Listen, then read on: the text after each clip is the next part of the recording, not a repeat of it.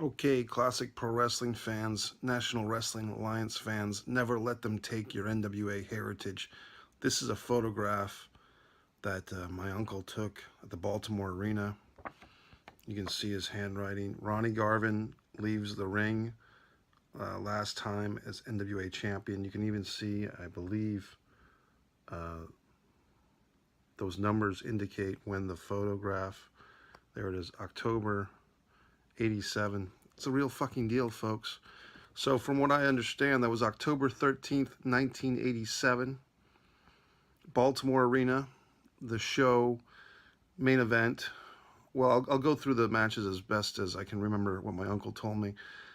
You had the UWF tag team title, believe it or not, the Lightning Express, Brad Armstrong and Tim Horner, defending, I believe, the UWF tag team title, or actually they were challenging the U.S. tag team champions, Sweet Stan and Beautiful Bobby, the Midnight Express, in a lumberjack match with rackets. And the rackets were little tennis rackets. They were not full-size tennis rackets, but little mini rackets.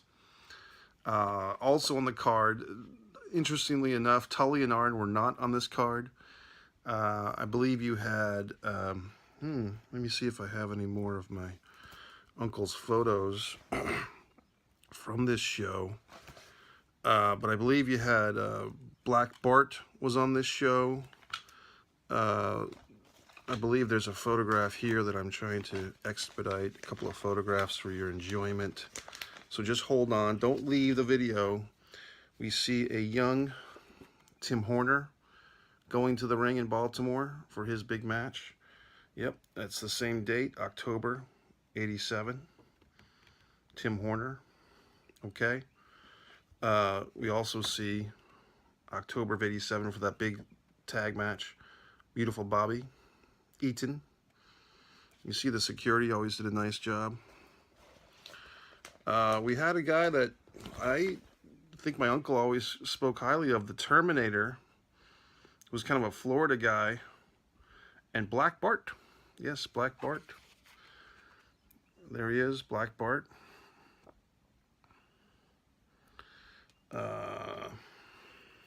Very exciting. Let's see what else. So I think also on this card, really trying to get this straight, but I think you had, I'm going to rescind what I said. Tully and Arn were on the show, and they fought the Rock and Roll Express in a tag team title rematch. As a matter of fact, you can see this labeled Ricky Morton. And there he is, Ricky Morton going to the ring. You see the bandaged shoulder and arm coming off that NWA tag team title loss. You see the fans so enthusiastic. Look at the fans. Look at the fans, just so enthused, looking for the handshake, so excited. Now you see, after the match, after the Tully and Arn treatment, this is titled Morton in Agony. Morton in Agony. So you see Ricky Morton leaving in agony. Let's see what else we got. I'm showing you some very exclusive photographs. I'm not even sure if you folks appreciate the full value of these photographs. Mike Messier YouTube channel, plenty of pro wrestling rants and so forth and so on. My uncle Mike telling me, oh, look at that, Tully fucking Blanchard, folks. Real fucking deal. My uncle even labeled the photo Tully Snotnose Blanchard. Look at the fans. Look at Tully wiping the snot from his nose after a successful title defense. You see the one and fucking only Ric Flair. Yes, he's kind of buried in security, but there he is. Ric Flair. Okay?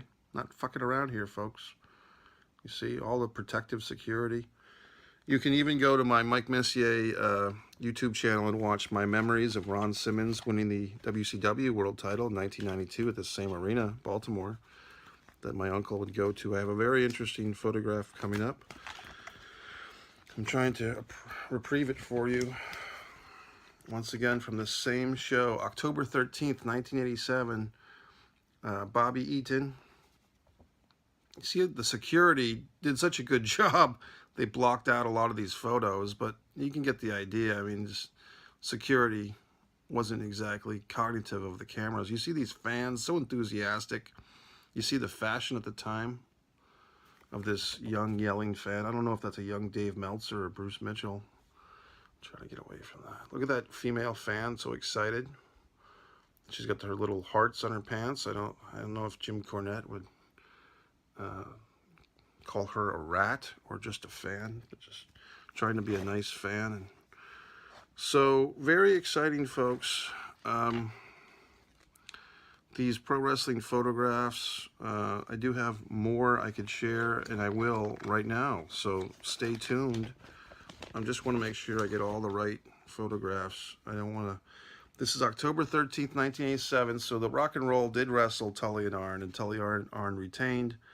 And then Arn Anderson came out in the 2 out of 3 falls match. You might be wondering, who's this young guy? He looks, you know, like a wrestler that could be around today. He was Samurai Warrior #2. So I believe this is when they imported a bunch of wrestlers from Florida, when Crockett was putting all these other companies out of their misery and just buying them. Look at that young fan. Samurai Warrior #2. And this is also from October of '87. We see Black Bart going to the ring. I believe he was a lumberjack for that Lightning Express, who were the UWF Tag Team Champions, challenging for the U.S. Tag Team title. So that's Black Bart going to the ring. See kind of an interesting photograph here that you may enjoy. Just, that guy's wearing a Superpowers t-shirt. These are just, you've got a reporter, I don't know if that's a young Bruce Mitchell, with a Superpowers, it looks like, t-shirt, security gentleman, and just some blonde guy who's just a fan, just enjoying himself. And they're all very excited about what's happening in Baltimore.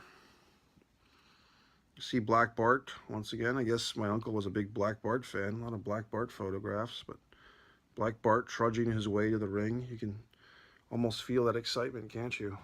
Black Bart trudging along. Try to get away from this fucking light bulb. God. I want to attempt to turn this off, but it is my light source. Oh, for crying out loud. I'll go through these photos again if you want a better image. Still getting reflection. Trying, folks. Black Bart. These wonderful human beings. I do have some more photos. I really enjoy sharing them with you. I hope all the old school wrestling fans are enjoying this, and perhaps the young wrestling fans who might have found this video and might be wondering, oh, well, where's the pyro? Where's the soundstage? Where's the screens? Or we didn't have that shit. We didn't need it. Okay, this is real goddamned wrestling. This looks like Samurai Warrior #1. Young fans are very excited for Samurai